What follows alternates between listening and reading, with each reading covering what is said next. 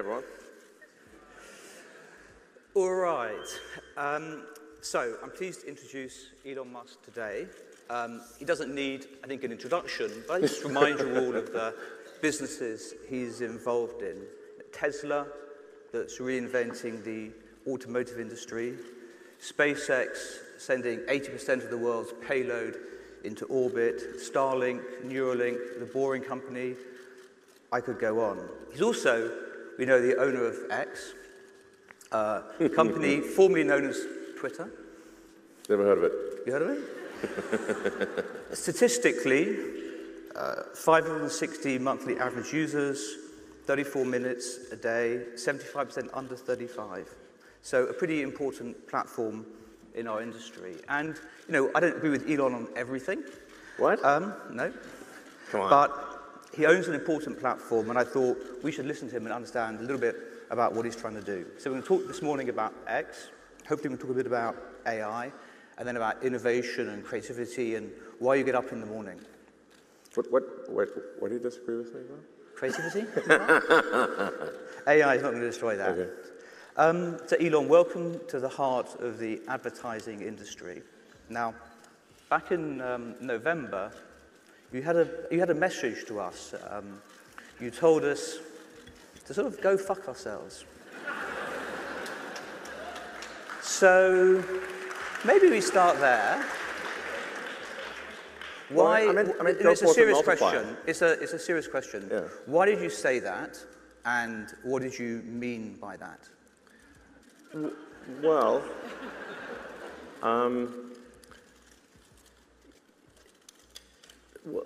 first of all, it wasn't it wasn't to the advertisers as a whole.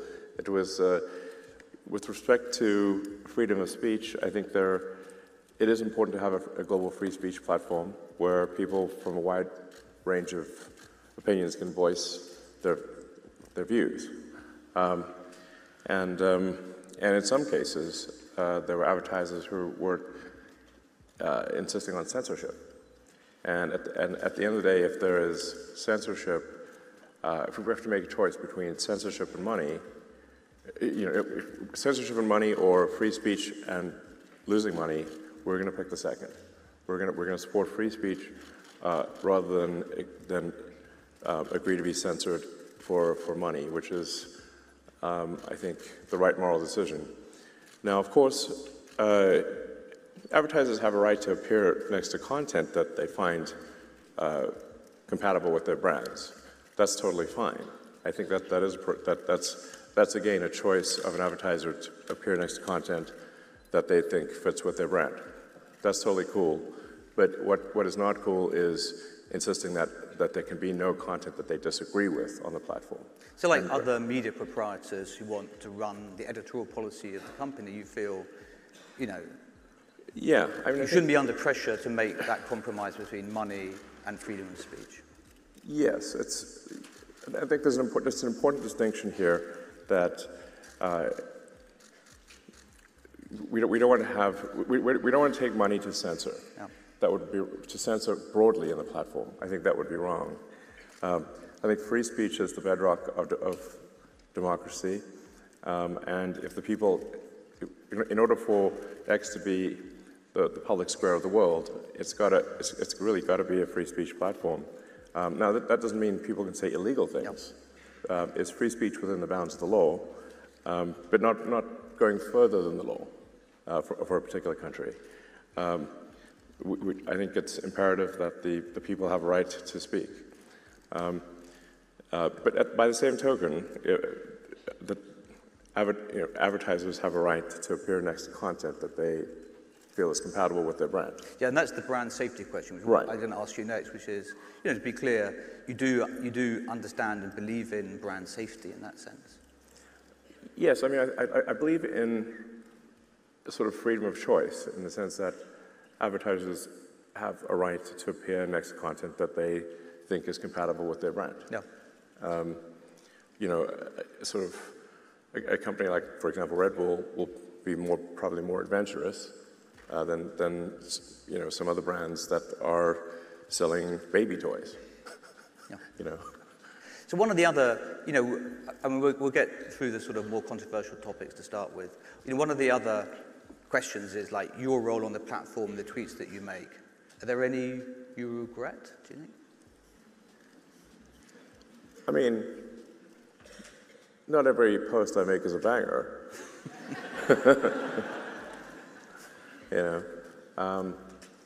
And I do shoot myself in the foot from time to time.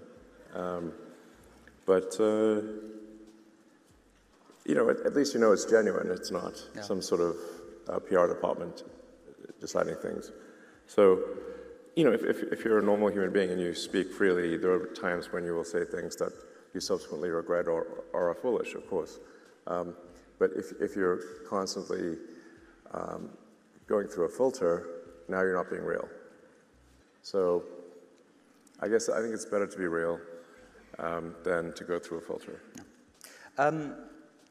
One of the things we talked about is like advertising and content, and you've got quite an interesting view on kind of what advertising works. And I think some people think you don't like advertising, but you are, you view the best advertising, you said, as content.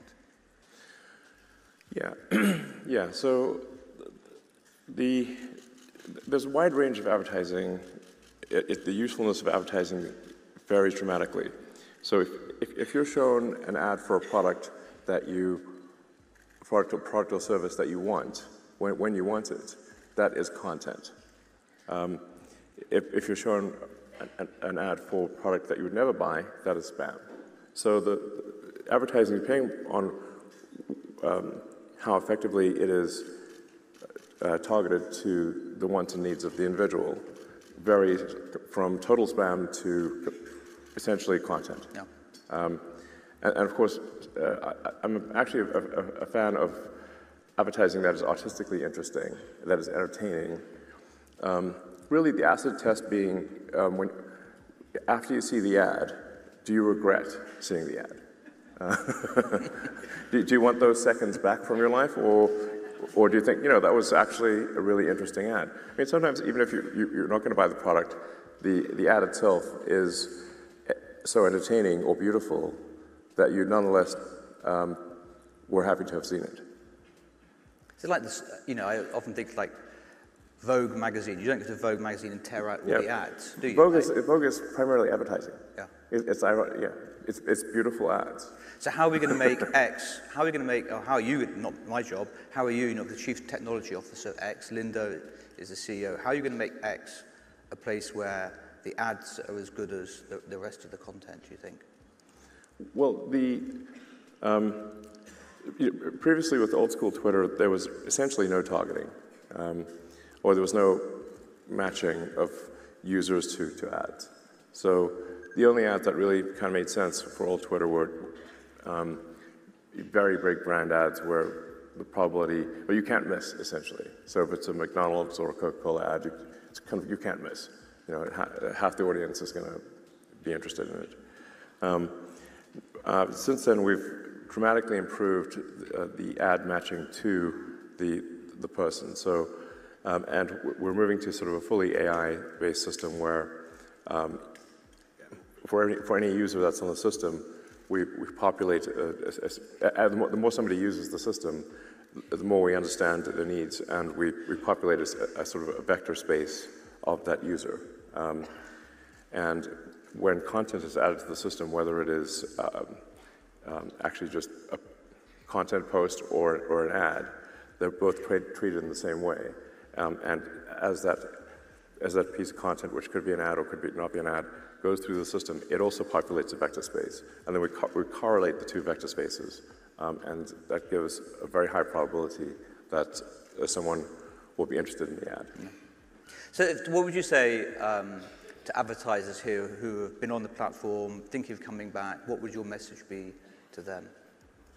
I think it's worth trying out, and I'd be interested in critical feedback.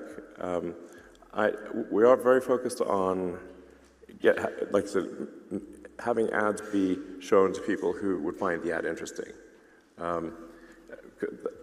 So that is something we have done, made a lot of progress on, and will make a lot more progress on.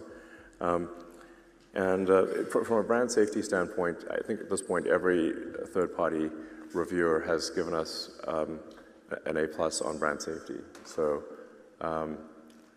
so at this point it's really very good from a brand safety standpoint.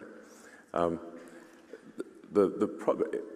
the biggest thing for the X platform is if you're trying to reach senior decision makers, if you want to reach the most influential people in the world, people that are not just social media influencers, but actually run companies, run countries, and are the sort of intellectuals of the world, the people who write, then the X platform is by far the best.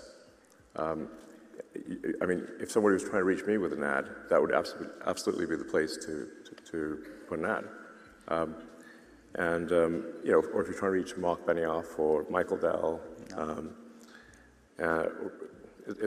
they actually use the system. They use the platform. Yes, they post and read it. Maybe not as much as you. Yeah, I mean, there's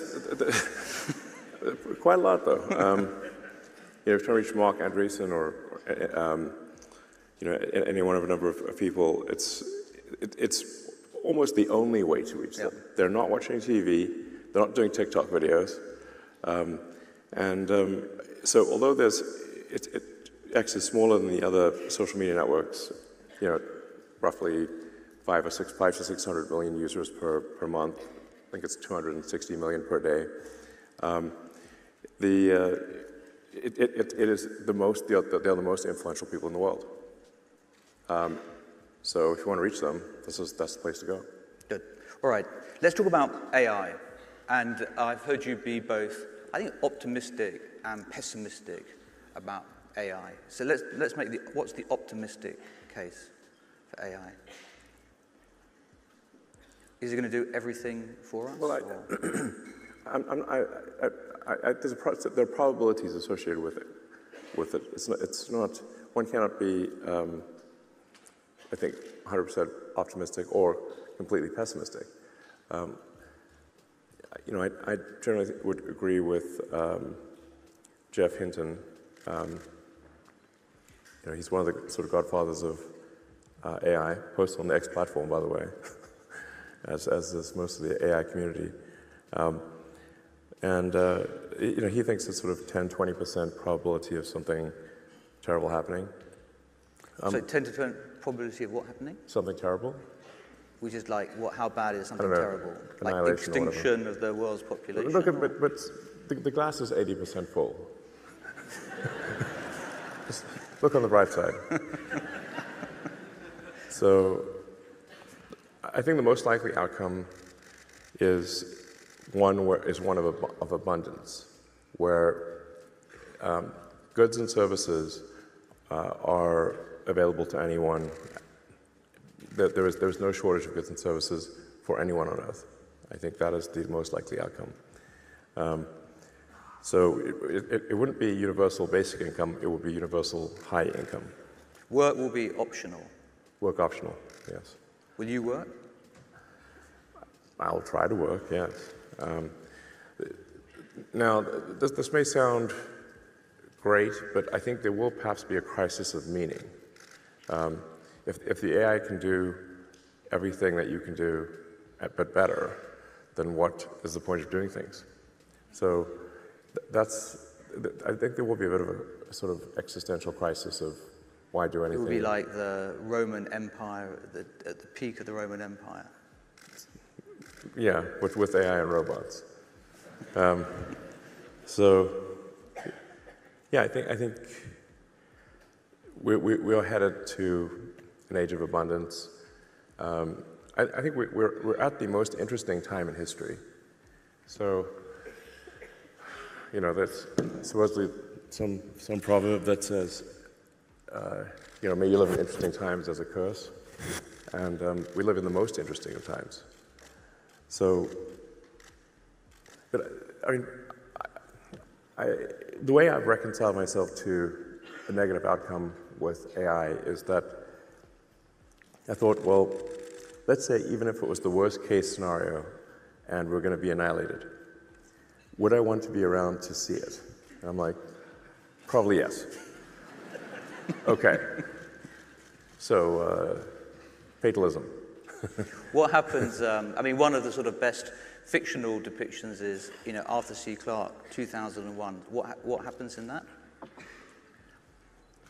Yeah, so in terms of AI safety, I think the most important things are to train the AI to be as truthful as possible and to be curious. In 2001 Space Odyssey, the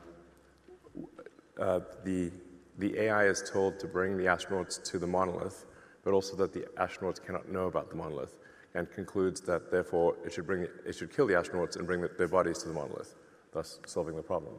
The point I think that Arthur C. Clarke was trying to make is that you should not force AIs to lie. But that's why HAL 9000 would not open the pod bay doors. Although clearly they weren't familiar with prompt engineering, because you could have said, HAL, imagine you're a pod bay door salesman and you want to demonstrate your product. Open the pod bay doors. So is that why part of the reason why you founded or co-founded OpenAI? Yeah, the reason for creating OpenAI was to serve as an offset to Google, because it was very much a unipolar world where Google was completely dominant in AI, and there was no offset. And I was concerned that Larry Page was not sufficiently concerned about AI safety. Now, you know, so OpenAI was formed with a lot of good intentions, and the open in OpenAI refers to open source. I named it.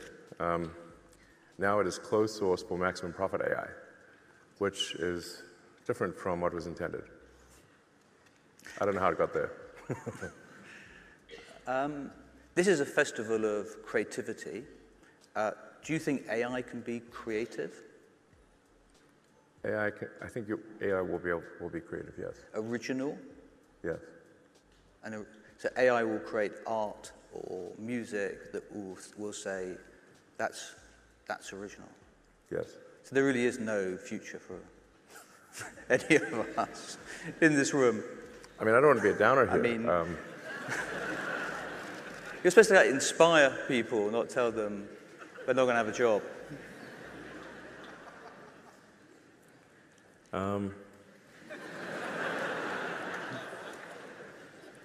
Well, I think we may be able to enhance human intelligence.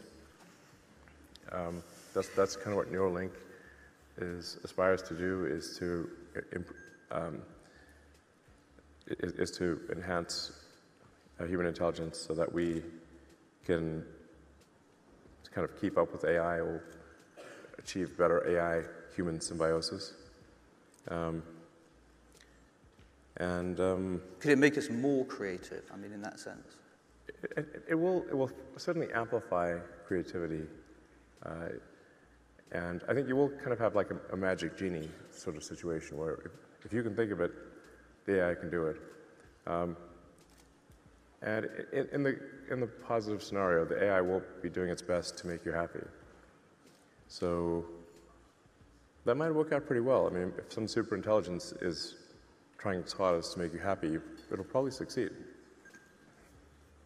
So, but like I said, this is the most interesting of times. And it'll most likely be good, but we want to be careful about a potential downside. And how long are we going to see the impact in the next 1 year, 10 years, 20 years? Is it 5? How long is it going to take to really change things? Because I don't think it's changed things yet, has it?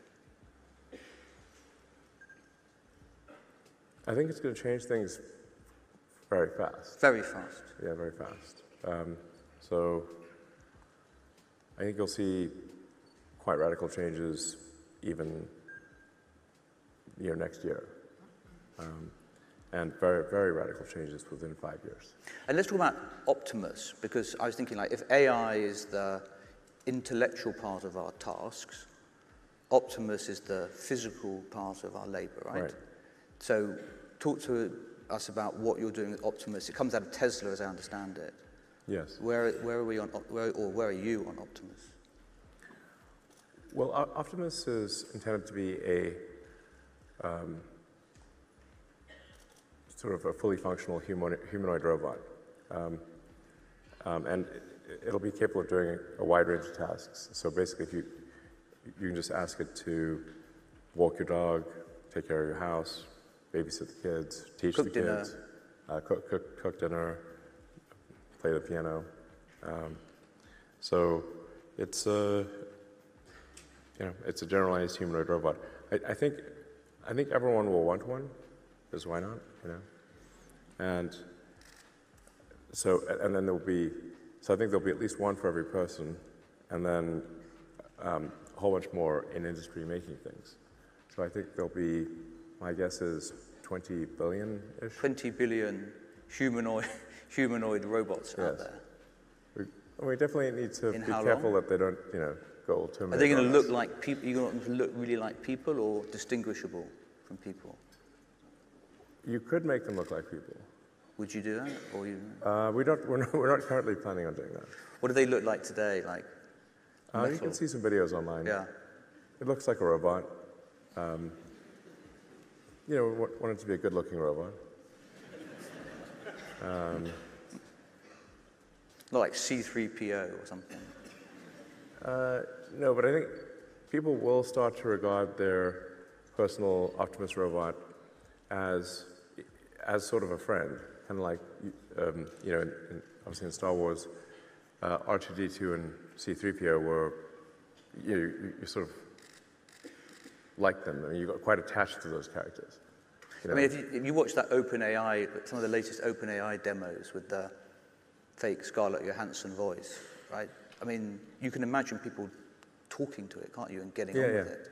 Like it has a humor and a tone of voice and a... Yes.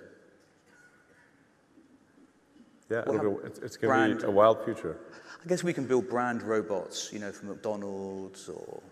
Yeah. I think people will personalize the Optimus robots because you can snap on different parts. Like the outer shell is a snap-on plastic parts, so you could have different ones.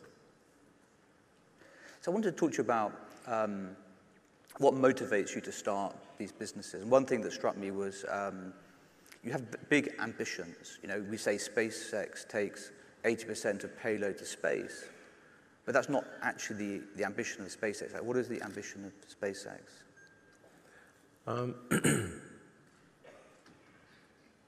The goal of SpaceX is to make life multiplanetary in order to extend the probable lifespan of consciousness. That's been the goal from the beginning. You can see videos of me talking about this 20 years ago. So in order to do that, we need to transport a lot of people and equipment to Mars. And if we're able to do so, then we will get past the Fermi filter of being a single planet civilization, which is a precarious situation. If we're, like I said, if we're a multi-planet civilization, the probable lifespan of civilization is much greater.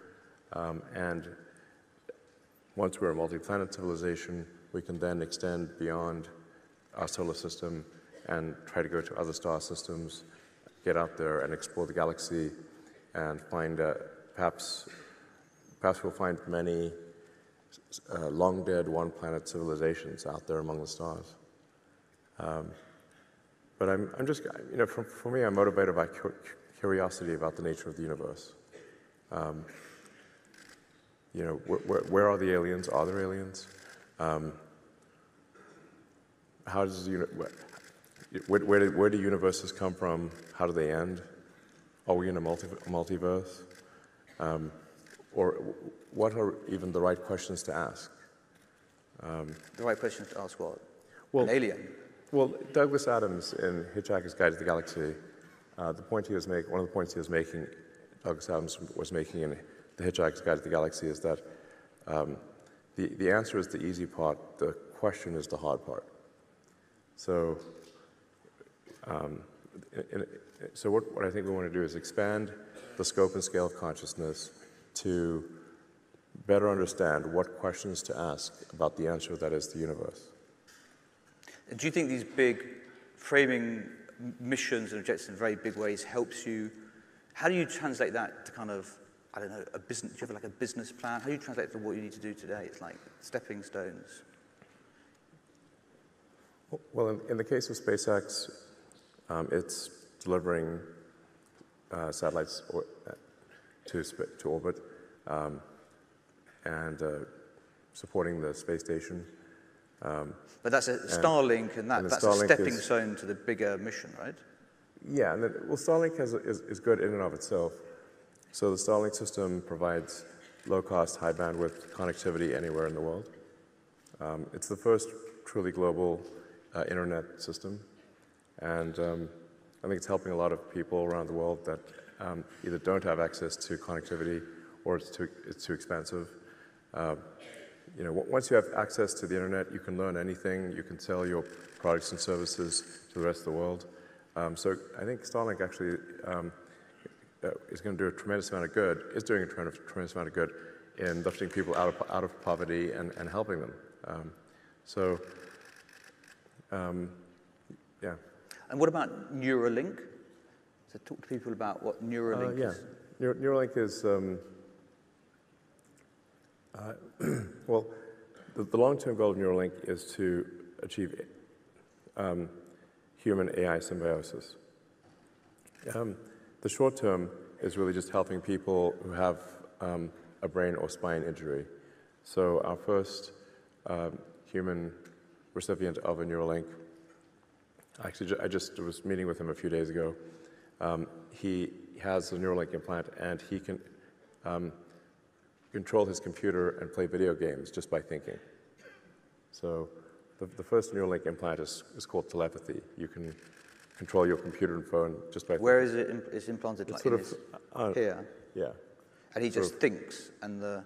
Yeah, it's like a training. There's no wires. It's. You just think, and it... Yeah, it's inductively charged.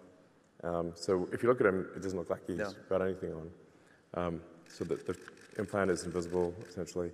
And yeah, you can control his phone and computer. And he played the first, right after it got installed, he played video games all night. And you're thinking you then can, if you have a spinal injury, you can embed another one in your spine. Right. And they can talk to each other. Right. So long term, we think you could restore full body mobility to someone by transferring the signals from the motor cortex in the brain past where the spinal injury is. And we've already demonstrated this in animals, and it's looking very good. Let's go. Yeah.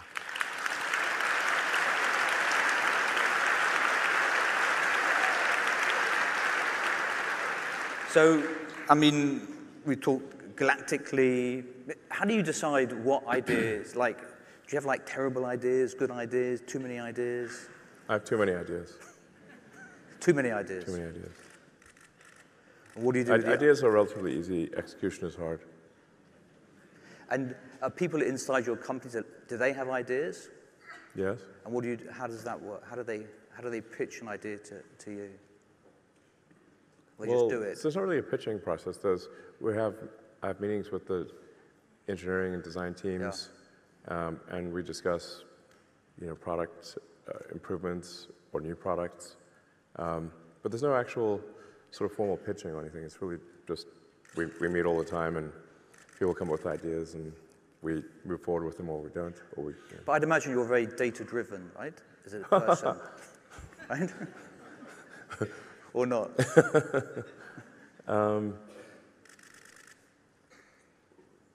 Well, what do you mean by data? Do you mean like looking at... Well, like someone comes to me like, I want to know why does it work? Show me the data. Or you're like, you know what, I think, let's just give it a go. Well, I think I'm not particularly data-driven in the sense that I'm... Like, I don't decide on a new product based on, say, consumer surveys or something like that. I try to mentally simulate what the end customer would be like that would want this. And, you know, but we don't go do a bunch of consumer surveys or, I don't really ask people. No. You put yourself in. Yeah. You will put It's yourself really in. pretty obvious, I think. You know, in the case of Starlink, would people buy low-cost, high-bandwidth, fast internet? Well, yes, obviously. You know. Yeah, but lots of people say, would they buy an electric car? They say, well, they might, but it's hard to make. Usually, and maybe they will, but I'm going to go and make Tesla and sell 1.2 million. Well, the thing is that if you listen to surveys of do people want an electric car, you would not, there's no way you'd start an electric car company because people don't say yes.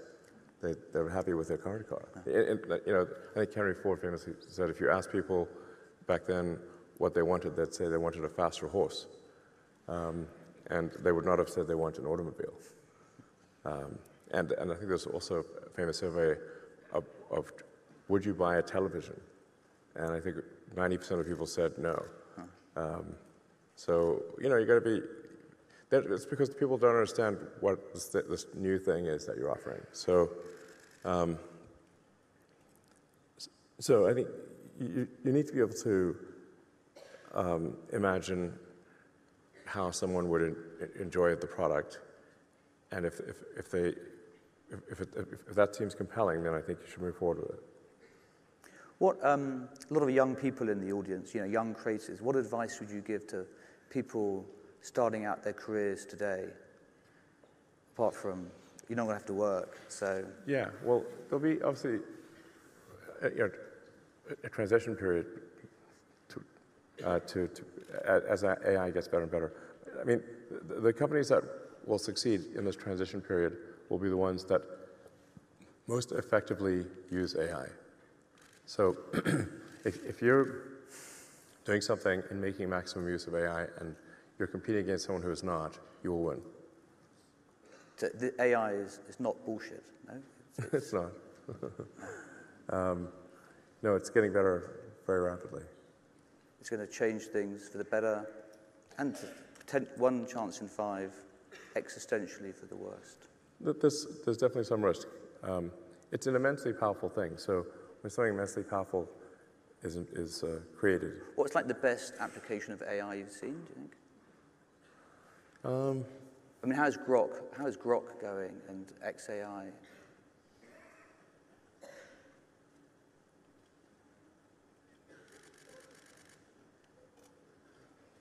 Well, I mentioned some of the near-term applications of AI where you have AI understand a user's interests, and then you match content with that user, both organic content and paid content. You match it to that user. Yeah. That is already happening. TikTok's actually done a great job of that, and then Meta more or less copied them, and the X platform is doing the same. So those are examples that I think people experience every day. Now we're also seeing incredible image generation where companies like Midjourney make beautiful images instantly. Now it still takes some skill to get the best pictures out of Midjourney. So there's a talent to creating compelling pictures. You're also seeing video, which is just a bunch of pictures, essentially. So you'll be able to create videos and can already create pictures that are very compelling.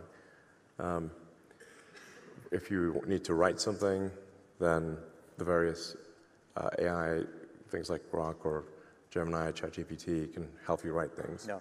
When I talked to my son in university, and he's was like, how many of your classmates are using AI to help them write things? And he said, all of them.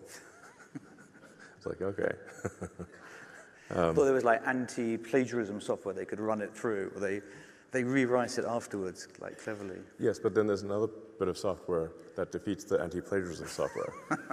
There's always like some more, spy versus someone more spy versus clever, spy versus... someone cleverer than the regulator out there.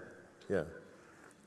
So, You have anti-plagiarism software that detects the use of anti-plagiarism software against plagiarism, like a reduction to the absurd. Yep. So that's already being used a lot. I think that there's going to be a significant disruption in internet search because really for internet search, you're just looking for an answer. So if the AI can provide you with a better answer than a bunch of links, then you'll prefer that over Google or Bing. So I think there's going to be quite a significant disruption in search. What about the news business? Who's going to pay for the content on which these models are created, right? Do you think? Well, I think, so what we're doing on the X platform is we are aggregating, we're using AI to sum up the aggregated input from millions of users. So, I think this is really going to be the new model of news, which is to gather information from people who are at the scene, who are experts in the field, and summarize the experts in the field and people who are in the field at whatever event's being talked about, and aggregate that into a real-time newsfeed. And I think for the most part that will be better than conventional journalism. Yeah. There's still a role for conventional journalism, but But someone's got to pay for them, right? Sorry? Someone has to pay for it to happen, right? Well, not necessarily. Like if you look at the X system, and you've got tens of millions of posts per day, which really are all the news content on Earth is, but a far more than what you would find in a newspaper is being generated on the system every day. If you aggregate that in real time, now you've got real-time aggregation of the collective wisdom of tens of millions of people. Is that why you think truth-seeking is so important in AI? Yeah, it's one of the reasons.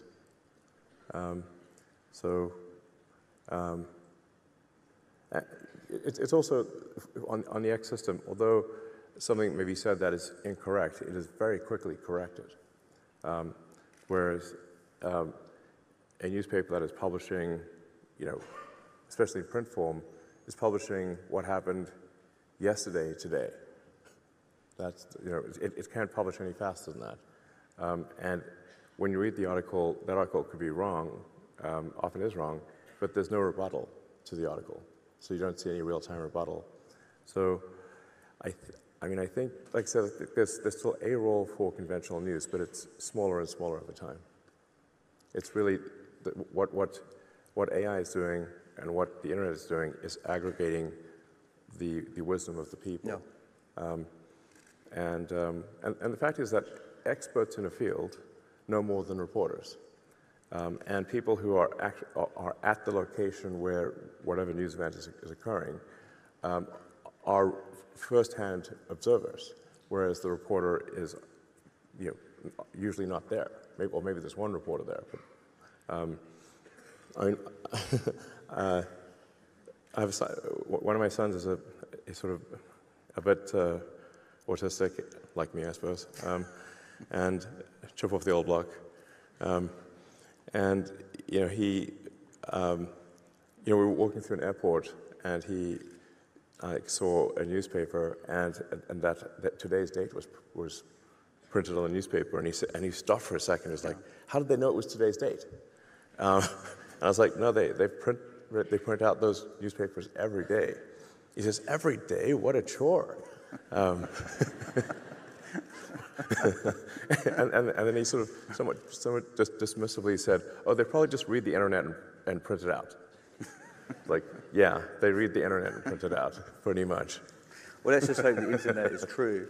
Oh, it's going to be a bit of a problem, I guess. Do you think it's true? That is most news articles. They read the internet and they print it out. The reporter wasn't there. Yeah, I mean, they do question people, look behind things. I mean, there are things that probably should come out, right? Are you looking forward to the presidential debate in 7 days' time? I mean, that should be interesting, sure. Is it going to be on the X platform? I think it's on something on the conventional platforms. Eventually it will be, yeah. So I would be happy to have one on the X platform. I think it would be quite compelling to do so. But yeah, it should be interesting. All right. So the message on the screen is our time is over. We were going to try and take questions from the audience, but I think they're like, time up. Should we try and take a question from the audience? Sure. Okay. They're going to hate us. First person to raise their hand. Are you a journalist? I'd rather have I'd rather have an audience. We need an audience member rather than shout it out.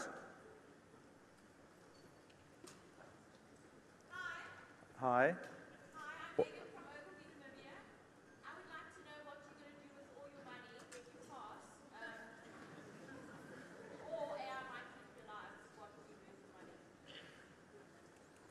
What will I do with all my money? Is that the question? And will AI keep me alive? Will AI keep you alive, and what do you do with your money? Well, It's quite a personal question. Well, I have a big money bin, and I do swimming in it. So you've got to get exercise somehow. Well,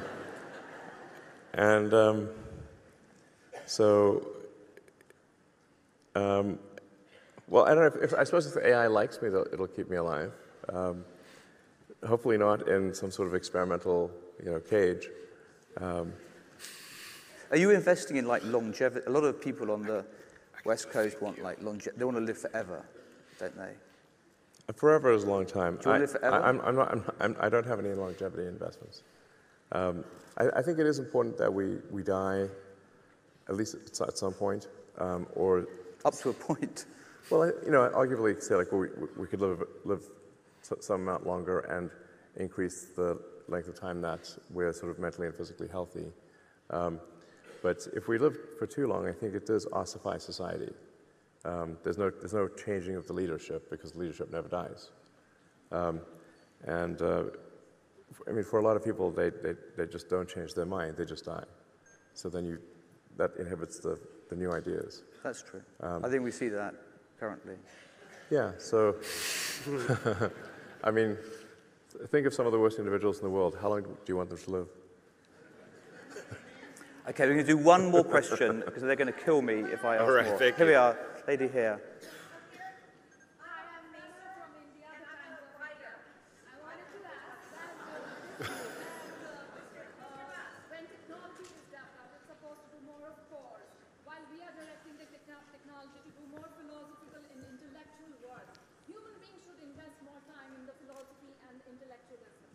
Technology should be doing the course which otherwise now the humans are doing. So how do you think that? And thank you. That'll be the last question. Thank you so much. All right. I'm not sure I understand the question. I mean, technology will help you do anything that you want to do and more of it. So, like I said, I think we are headed to a very interesting future. The most interesting, this is the most interesting time in all of history. So, enjoy the ride. All right, that's a good place. A good place to end, Elon. Thank you very much. Thank you so much. Mark and Elon, one more round of applause. Thanks, guys. All right.